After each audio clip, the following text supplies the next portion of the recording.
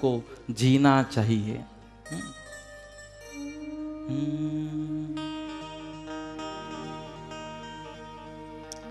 भगवान को समर्पित होकर जीवन जीना चाहिए। कैसे? एक भजन से आपको थोड़ा पंजाबी स्टाइल का भजन है। इको कम रख थोड़ा। शब्द है, मैं वारी जाऊं सदगुरु की, जिन लाई राम से यारी। मैं वारी जाऊं सदगुरु की, कि मैं वारी, हम बोलते हैं ना, मराठी में भी बोलते वारी। वारी का मतलब क्या होता है? मराठी में बोलते हैं ना, हमारी वारकरी मंडली सब, मुक्ताईची वारी, पंढरपूरची वारी। तो वारी का मतलब क्या होता है? वारी का मतलब होता है समर्पण। मैं वारी जाऊं। अब हम बोलते हैं ना, मैं बलिहारी जाऊं, मैं वारी जाऊं, मैं वारी जाऊं सदगुरु की, कि मैं समर्पित हो रहा हूं सदगुरु को। क्यों? जिन लाई राम से यारी, कि जिन सदगुरु ने मेरी राम से यारी कर दी, दोस्ती कर दी, राम से मुलाकात कर दी, राम से बात करवा दी, राम से मिला दिया, मैं बलिहारी जाऊं उन सदगुरु की। मैं वारी जाऊं, मैं वारी जाऊं, मैं वारी जाऊं, मैं वारी जाऊं, मैं वारी जाऊं, मैं वारी जाऊं सदगुरु की, जिन लाई राम से वो यारी। मैं वारी जाऊं सदगुरु की, जिन लाई राम से वो यारी। मैं वारी जाऊं, वारी जाऊं, वारी जाऊं, वारी वारी वारी वारी। दोनों हाथों से ताली ताली। वारी जाऊं, वारी जाऊं, मैं वारी जाऊं सदगुरु की, जिन लाई राम से वो यारी। मैं वारी जाऊं सदगुरु की, जिन लाई राम से वो यारी। मन तो पापी भागता जाए, मन तो पापी भागता जाए, क्षण भंगुर से यारी लगाए, क्षण भंगुर से यारी लगाए। मैं वारी जाऊं, मारी जाऊं, मैं वारी जाऊं सदगुरु की, जिन लाई राम से वो यारी। मैं वारी जाऊं सदगुरु की, जिन लाई राम से वो यारी। दोनों हाथों से ताली बजाते हुए हरि बोल।